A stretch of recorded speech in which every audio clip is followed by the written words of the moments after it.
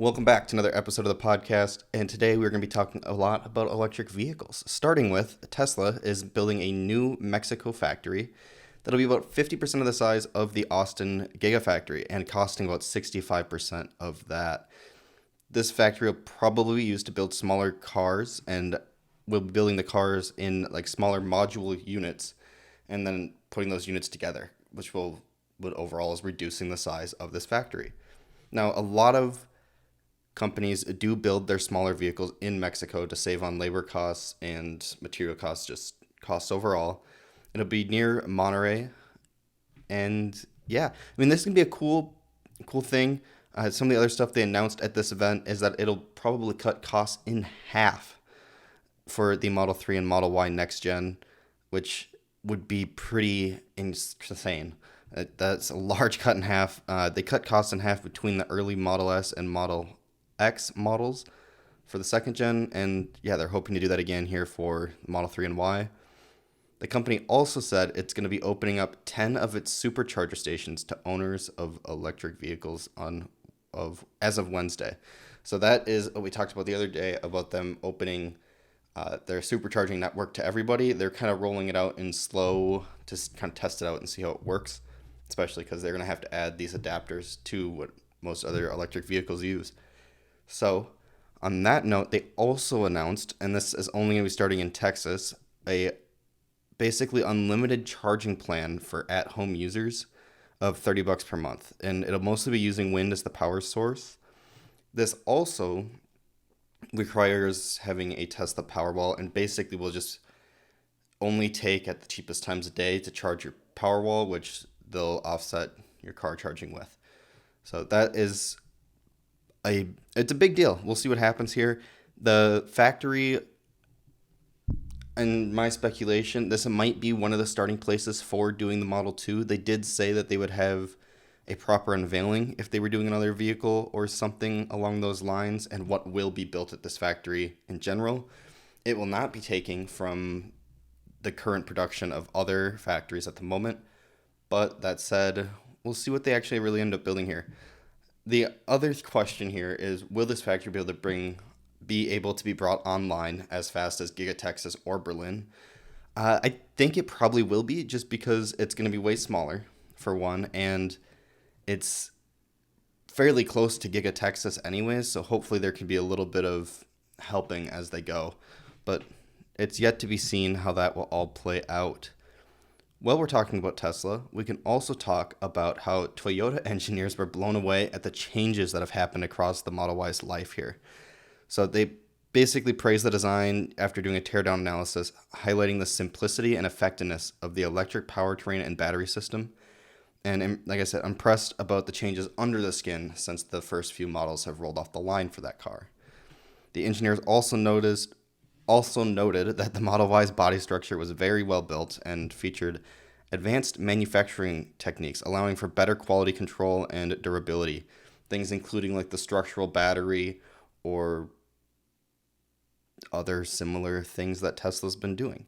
So this is just interesting to see. As the largest automaker in the world, you don't see them highlighting other companies that often. But on that note, the automaker sold only 24,466 EVs worldwide last year, which is a drop in the ocean compared to the 2.6 million hybrid vehicles it sold during that same period, or the 1.3 million electric vehicles delivered by global EV leader Tesla. It's just fascinating to see where these companies are really at, and being the largest automaker, you would expect them to have done more EVs, but this again just shows the head start that Tesla really has in this. But them tearing down vehicles like Tesla also shows that Tesla's goal of accelerating the transition is really happening. That's something that they're actually pushing other car companies to do, which is great to see. The transition does need to happen. How fast it will happen and if it should happen super fast is to be seen, but we're starting in the right direction. So how do you think automakers like Toyota can incorporate EV technology and design strategies of companies like Tesla? This is just another thing that this shows here is the way that cars are currently manufactured compared to how Tesla or even Rivian is manufacturing vehicles is so wildly different. And especially in Tesla's case, it's so much more automated, and they're able to refine the process constantly. So you don't have releases every year of a new vehicle, which I think is a very helpful thing to do. I think only doing, larger updates every couple years, every 3 years, but, every 6 months you hear like, oh, they're changing this in the, whatever, in a couple months. They're going to be doing USB-C ports instead of this, or they just came up with this part instead of that part. Stuff like that, constantly evolving the process and not doing larger changes is great from a manufacturing and company perspective, well as a consumer kind of sucks because you don't know when the update's going to happen. If you're getting technically a worse model than when you placed your order or a better model, things are just changing so rapidly that it's hard to keep up with what's really going on with the car. If it's doing the yearly updates is great for that reason. So what impact do you think knowledge sharing and collaboration? I mean, Tesla's been pretty open about things. They show off things all the time. And we're seeing now, even with the superchargers being opened up to everyone else as the largest network in the world, it's great to see them doing that. And it'd be great to see if other automakers start doing stuff like that as well, at least on the consumer end of things. And companies like Rivian, which we're going to talk about next here, is doing stuff like working with Ford, working with Amazon to build these electric vehicles where they are, I mean, there's an exchange, but they're collaborating in a kind of way to kind of move this forward. Well, we're talking about Rivian's R1T pickup trucks tops JD Power's rankings for the electric vehicle satisfaction. So it scored the highest in the EV segment in terms of customer satisfaction, followed by Model 3, then the Kia EV6. And that, I believe, is just in the US.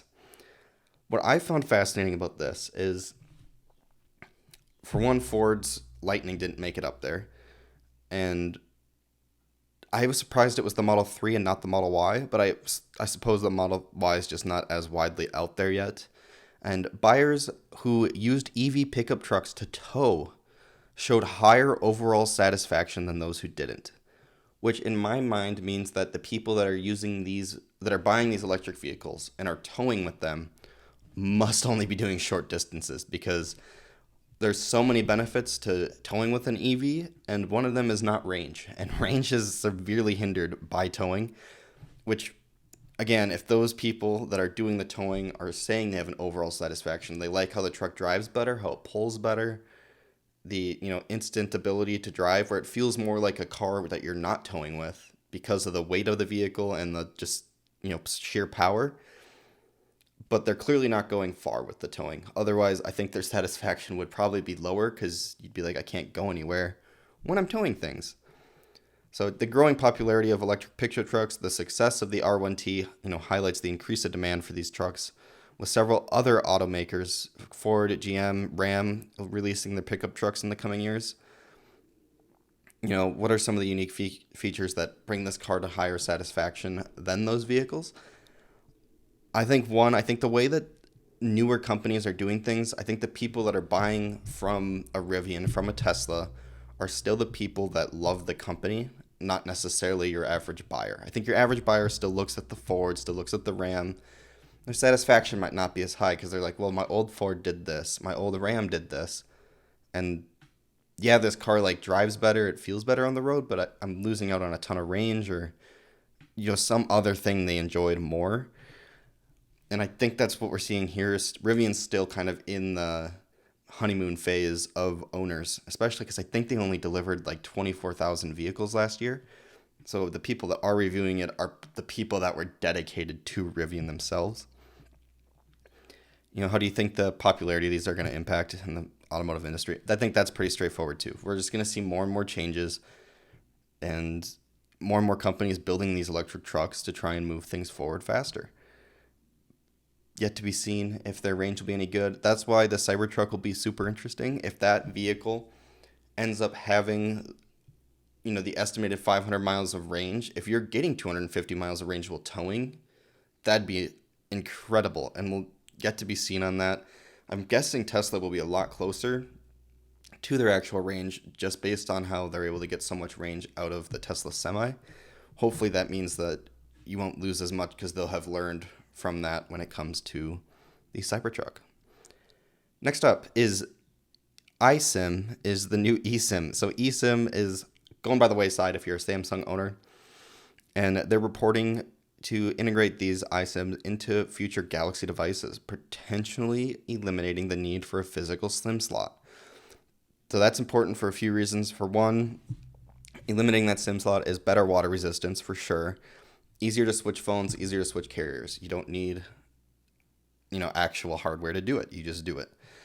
This is directly integrated onto the processor itself, such as the Snapdragon 8 Gen 2, and will measure less than 1 square millimeter and resides just right inside there. I believe the most recent eSIM was 24 millimeters, so quite a bit larger, and obviously it's separate from the device itself.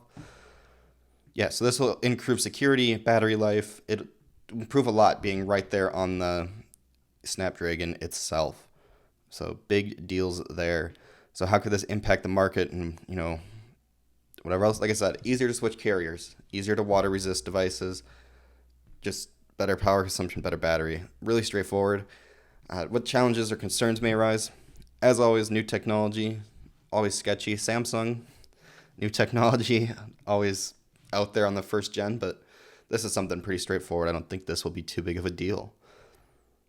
Twitter has possibly a new CEO candidate, Steve Davis, I believe he's active at Twitter right now, but he's also the CEO of the Boring Company, is possibly going to be somebody who takes over the CEO role of Twitter. So he's had a cutthroat approach in other areas. I believe that Elon Musk, I can't remember which company it was, but he put him in charge of a company and he was supposed to cut like $500 million, and he cut nearly $1 billion. And which is crazy. I mean, that's a large savings. So something like Twitter that's hemorrhaging money apparently could use somebody who's willing to do that level of large cutting, other than just getting rid of employees. There's other ways to do it, which Steve Davis seems to be good at doing. So his cutthroat approach to work was made apparent in October when he began sleeping at the HQ of Twitter with his wife and newborn child. So homie's as dedicated as Elon himself.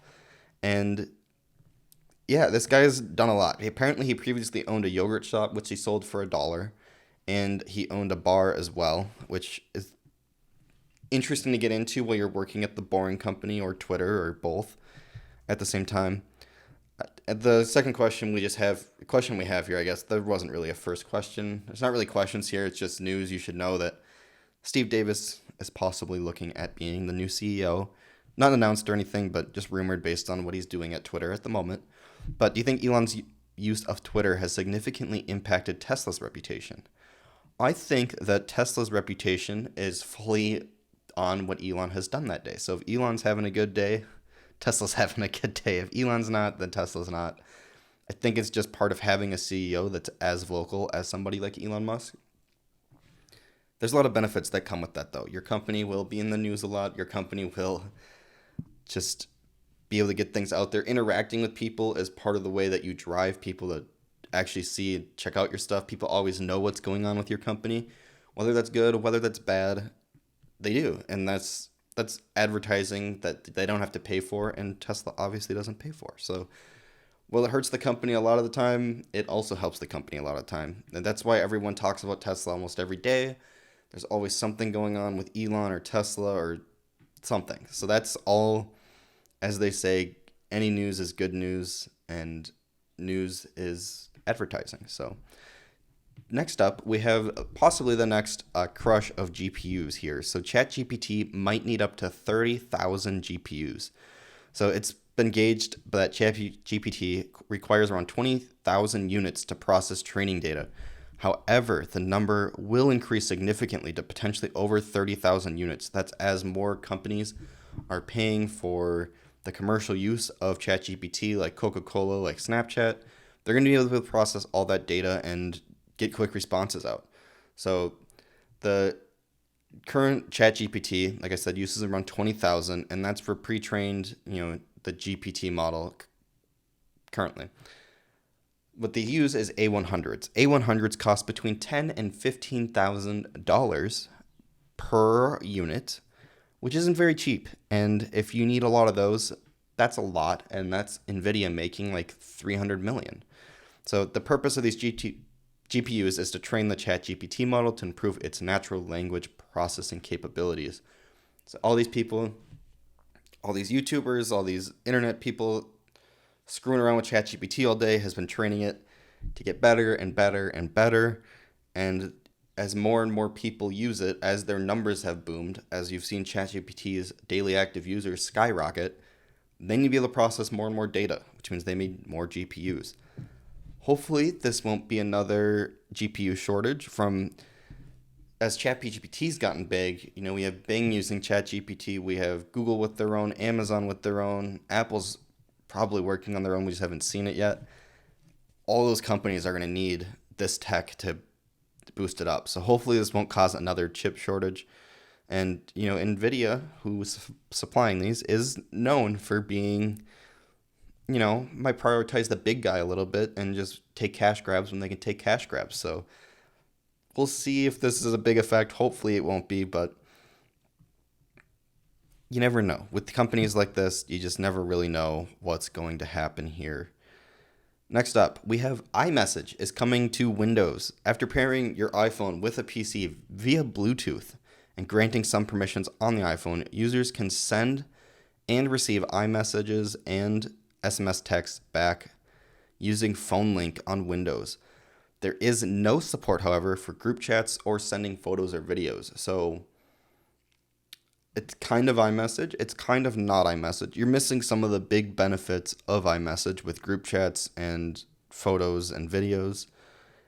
Phone Link also lacks full message history and conversations and displays all sent and received messages as gray bubbles, meaning you have no idea if it was an SMS or an iMessage that you received. Which I don't know if that's as big of a deal as people think it is. Personally, iMessage doesn't really matter to me. Phone Link with iOS support is currently in beta through only developers in the Windows Insider program.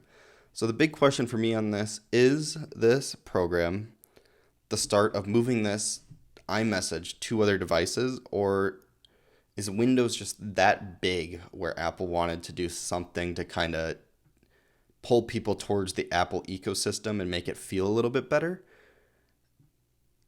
Who knows? This is weird to see after Apple has refused to work with Google on any extent of iMessage or even, is it RCS on Android? They refuse to do anything like that, to the point where Google has built things on their end to make it work on Android, and on Apple now you're the ones getting kind of shafted more.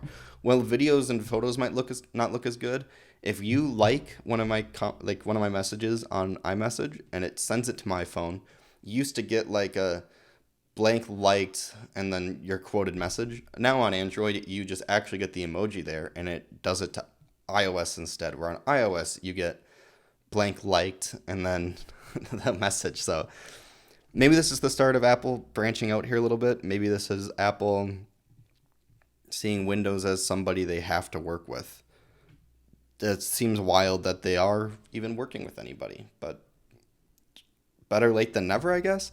We'll see here. I think what we're going to see is with the iPhone coming out with possibly a Type-C and them having to give in to some of the EU's demands here, maybe things like this will become pushed a little more here. It'd be good to see if the US could, or North America could push some stuff forward too to kind of force this level of adoption like EU. Well, I don't like the government doing that. It'd be nice to just see some level of, this is a security concern on both sides. Let's, work together here maybe a little bit. I think that's it for this week, though. That's all I got, or not this week, but today. This is all I have for today. I'm excited to see what GigaMexico looks like here and what Twitter's new CEO ends up being. I'll catch you guys in the next one.